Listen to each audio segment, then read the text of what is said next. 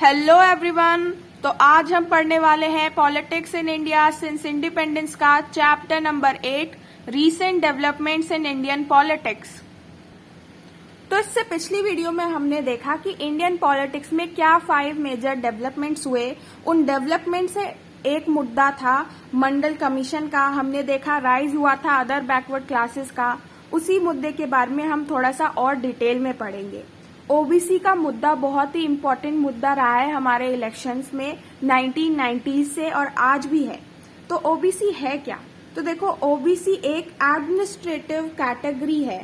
Administrative category मतलब कि एक ऐसी कैटेगरी है जहां पे लोग एससी एसटी की तरह ही एजुकेशनल और सोशल बैकवर्डनेस फेस करते हैं, उससे सफर करते हैं। ओबीसी को हम बैकवर्ड कास्ट भी कहते हैं। देखो, जैसे एससी है, एसटी है, तो इनके जो लोग थे ना, इन्हें समाज में अच्छा नहीं देखा जाता था, इनकी पोजीशन अच्छी नहीं थी। और दूसरा क्या कि इनको एजुकेशन नहीं मिलती थी। ठीक ऐसा ओबीसी के साथ भी हुआ। ओबीसी को भी अच्छे से एजुकेशन नहीं मिली, उन्हें भी समाज में अच्छा नहीं देखा जाता था। तो मान लो कि एससी एसटी की तरह ही एक ग्रुप था जो कि एससी एसटी में नहीं आता था, हम उनको अलग से कहते थे, उन्हें कहते थे अदर बैकवर्ड क्लासेस। यानी कि एससी एसटी की तरह ही एक और क्लास है जिसको हमने एससी एसटी में नहीं रखा, हमने कह दिया कि ये अदर बैकवर्ड क्लासेस है। इसी ओबीसी को हम बैकवर्ड कास्ट भी कहते हैं। अब क्या होता है कि ओबीसी का सपोर्ट सबसे पहले सबसे ज्यादा मिलता था कांग्रेस को, लेकिन हमने देखा कि इमरजेंसी के बाद से, हमने पिछले चैप्टर में नोटिस किया था कि इमरजेंसी के बाद से ओबीसी का सपोर्ट जो है वो क्या शिफ्ट होने लगा था अदर नॉन कांग्रेस पार्टी की तरफ। पहले तो कांग्रेस को जाता था, लेकिन बाद में भारतीय क्रांति दल, संयुक्ता सोशलिस्ट पार्टी, हमने देखा जनता पार्टी, इनकी तरफ में शिफ्ट होने लगा था। इनको ओबीसी से सपोर्ट मिलने लगा था और इसका कॉन्सिक्वेंस क्या निकला? इसका रिजल्ट ये निकला कि जब अदर पार्टीज को, नॉन कांग्रेसी पार्टीज को इनका सपोर्ट मिलने लगा तो उनका बेस बहुत ज्यादा स्ट्रांग हो गया था ओबीसी के बीच में और कांग्रेस काफी कमजोर पड़ गई थी ओबीसी के बीच में। तो ये थे ओबीसी। ओबीसी को हम बैकवर्ड कास्ट भी कहते हैं। अब है मंडल इम्प्लीमेंटेड। ये मंडल इशू क्या था, ये मंडल कमीशन क्या था? तो देखो, ये तो हमें पता है कि कैसे ओबीसी भी एजुकेशनल और सोशल बैकवर्डनेस फेस कर रहे थे, सफर कर रहे थे। तो हमने क्या देखा कि एक गवर्नमेंट आती है, वो क्या एक कमीशन बनाती है, मंडल कमीशन। ये कमीशन क्या करता है? इस कमीशन को कहा जाता है कि आप देखो कि ओबीसी की कितनी ज्यादा कंडीशन खराब है सोसाइटी में और कितना ज्यादा वो बैकवर्डनेस फेस कर रहे हैं और क्या हम उस बैकवर्डनेस को ठीक करने के लिए कर सकते हैं। बाद में जब मंडल कमीशन अपनी रिपोर्ट देता है तो ये कहता है कि बैकवर्ड क्लासेस के लिए, अदर बैकवर्ड क्लासेस के लिए सेंट्रल जॉब में रिजर्वेशंस होना चाहिए। अब क्या होता है, एक नेशनल फ्रंट गवर्नमेंट होती है 1980s में, वो कहती है कि हम इस रिकमेंडेशन को जो है वो लागू करना चाहते हैं, इम्प्लीमेंट करना चाहते हैं। तो वो लोग क्या चाहते थे कि सेंट्रल गवर्नमेंट जॉब्स में ओबीसीज के लिए रिजर्वेशन हो। लेकिन कुछ लोग इंडिया में ऐसा नहीं चाहते थे और ओबीसी वाले ऐसा चाहते थे। तो क्या होता है, जो चाहते थे, जो सपोर्टर थे इस मंडल कमीशन के और जो अपोनेंट्स थे, उनके बीच में एक फाइट होती है या उनके बीच में जो बहसें होती है या उनके बीच में जो राइट्स वगैरह होता है, यही मंडल इशू कहलाता है। अब मंडल इशू का क्या कॉन्सिक्वेंस निकला, इस मंडल कमीशन का क्या कॉन्सिक्वेंस निकला? तो ये निकला कि पॉलिटिक्स में अब ओबीसी पर ज्यादा ध्यान देने लगा। हर कोई पार्टी ओबीसी की आवाज उठाने लगी और कहने लगी कि हम हैं ओबीसी के हितैषी। तो क्या हुआ, ओबीसी की आवाज उठने लगी, उनके साथ क्या दिक्कत है ये पॉलिटिक्स में आने लगा और उससे ये लोग क्या करने लगे, उनकी आवाज बनने लगे। तब से पॉलिटिक्स में उनकी बहुत ज्यादा इम्पोर्टेंस है। दूसरा क्या हुआ कि ओबीसी जो है उसमें जो लोग हैं अपनी आइडेंटिटी को लेकर बहुत ज्यादा अवेयर हो गए। जब से ये मुद्दा उठा कि उनके पास भी राइट है, उनको भी एजुकेशन मिलना चाहिए, उनको भी रिजर्वेशन मिलना चाहिए, इन सब चीजों को लेकर वो अपनी आइडेंटिटी को लेकर बहुत ज्यादा अवेयर हो गए।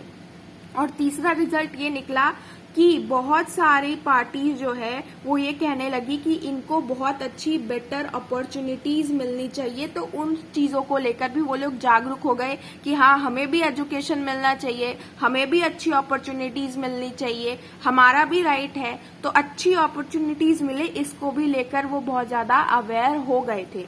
हमने देखा कि उसके बाद जब से ये मंडल कमीशन आया, जब से मंडल इशू हुआ, उसके बाद बहुत सारी पार्टीज आई जो ये कहती थी कि ओबीसीज को राइट मिलने चाहिए, अच्छा एजुकेशन मिलना चाहिए, उनके रिजर्वेशन होना चाहिए। और वो यहाँ तक कहती थी कि ओबीसी तो मेजॉरिटी में आते हैं, मतलब मेजॉरिटी में एक तरीके से हमारी पॉपुलेशन का बहुत बड़ा हिस्सा है ओबीसीज, तो उनको पावर में भी शेयर मिलना चाहिए, उनको पॉलिटिक्स में भी शेयर मिलना चाहिए, उनका भी से होना चाहिए गवर्नमेंट बनने या तोड़ने में। यानी कि ओबीसीज भी आए, पॉलिटिक्स में आए, ओबीसीज बैकग्राउंड से भी लोग आए, पॉलिटिक्स में आए, अच्छी अच्छी पोजीशन एक्वायर करे, देश चलाए, ऐसा भी काफी पार्टीज कह रही थी। अब उसके आगे देखते हैं, अब है पॉलिटिकल फॉल आउट्स। हमने देखा कि कैसे यहाँ पर ओबीसी का मुद्दा सबसे ज्यादा गर्म था और सबसे ज्यादा इसी पर चर्चा हो रही थी, लेकिन इसका मतलब ये नहीं था कि दलित के बारे में कोई नहीं कह रहा था। सेम टाइम पर 1990s में जब SC ST के लिए बात थोड़ा सा बड़ी थी, तभी ओबीसी के लिए भी बात हो रही थी, तो दोनों बातें एक साथ चल रही थी। हमने देखा कि 1978 में एक backward and minority communities employees federation बनता है, जिसे BEMSEF कहते हैं, 1978 में बनता है।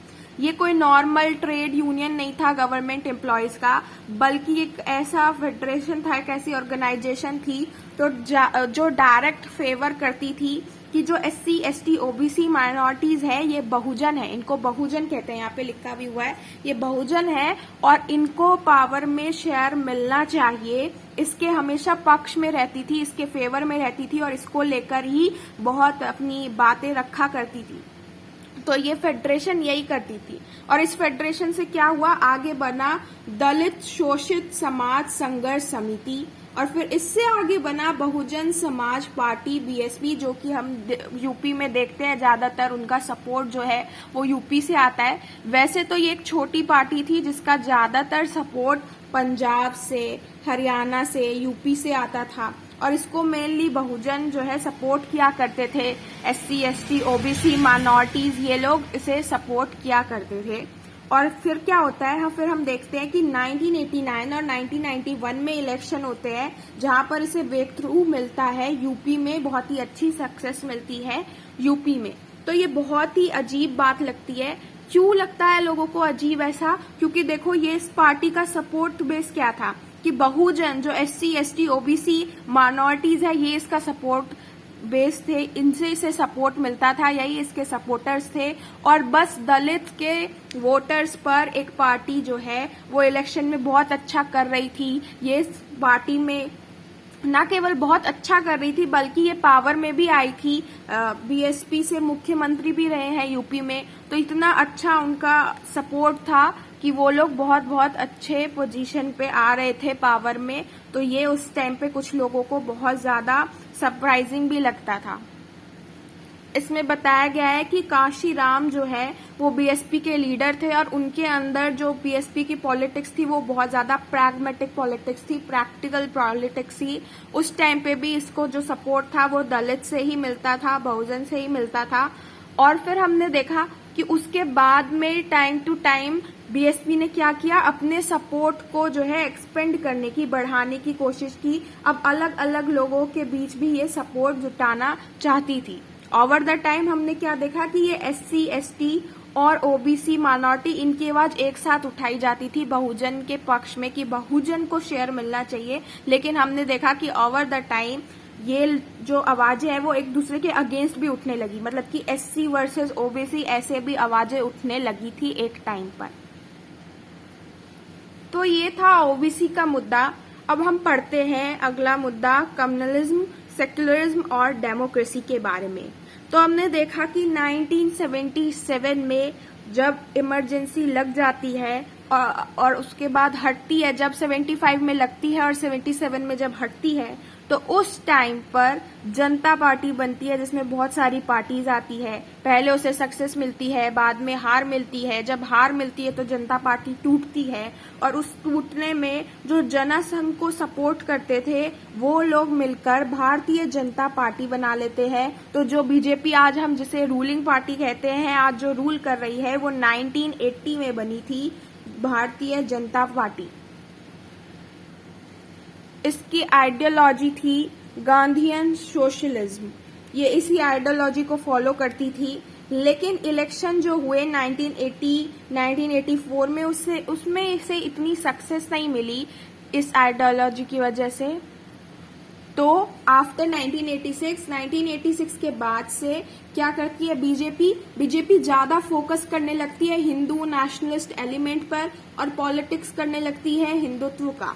हिंदुत्व मतलब क्या? हिंदुत्व मतलब हिंदूनेस। ये किसने टर्म दिया था? ये टर्म दिया था वीडी सावरकर ने। वीडी सावरकर का मानना था कि अगर आप इंडियन हैं, अपने आप को भारतीय बताते हैं, तो आपको न केवल अपने देश को फादर्स लैंड यानी कि पितृभूमि मानना चाहिए, बल्कि इंडिया आपकी पुण्य भूमि होली लैंड भी है। ये उनका कहना था। उन्होंने कहा था कि अगर हमें भारत को बहुत ज्यादा स्ट्रांग बनाना है, हमें एक स्ट्रांग और यूनाइटेड इंडिया चाहिए, तो एक इंडियन नेशनहुड का बेसिस क्या है? एक स्ट्रांग नेशन है। और अगर हमें ऐसा चाहिए तो स्ट्रांग नेशन तभी बनेगा जब हमारा स्ट्रांग कल्चर होगा। और उनका ये मानना था कि इंडिया के केस में हिंदू जो कल्चर है हमारा, वो अकेले ही ये बेस प्रोवाइड कर सकता है, अकेले ही इंडिया को बहुत ज्यादा स्ट्रांग बना सकता है। तो ये उस टाइम पे बताया जा रहा था कि हिंदुत्व क्या था, हिंदुत्व मतलब कि हिंदूनेस। इसको किसने दिया? वीडी सावरकर ने दिया। ये कई बारी 1 मार्क में पूछा भी जाता है। अब उस टाइम पे 2 ऐसे बड़े डेवलपमेंट हुए जिससे बीजेपी का और ज्यादा राइज हुआ और बीजेपी को हिंदू पार्टी बताया गया। तो वो क्या था? उसमें से पहला मुद्दा देखते हैं। पहला डेवलपमेंट था शाहबानो केस का। शाहबानो केस 1985 में हुआ था। अब ये शाहबानो केस क्या था? तो देखो, शाहबानो एक मुस्लिम वुमेन थी जिनकी एज थी 62। उनका क्या, अपने हस्बैंड से डिवोर्स हो गया था, तलाक हो गया था। अब वो कोर्ट में जाती हैं और कहती हैं कि मुझे मेरे हस्बैंड से मेंटेनेंस चाहिए।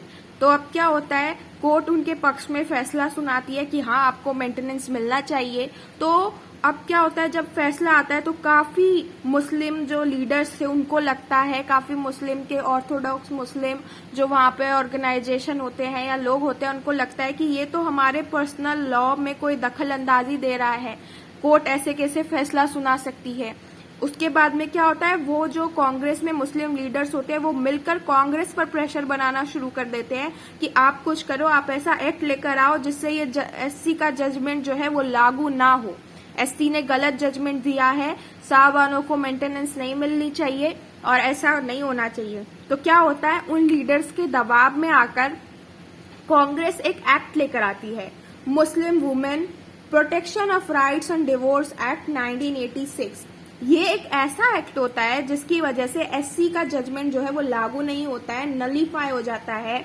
और ये जो शाहबानो का केस में एससी का जजमेंट एकदम नलीफाई हो जाता है, क्योंकि अब ये मुस्लिम वुमेन एक्ट बनाकर ले आए थे।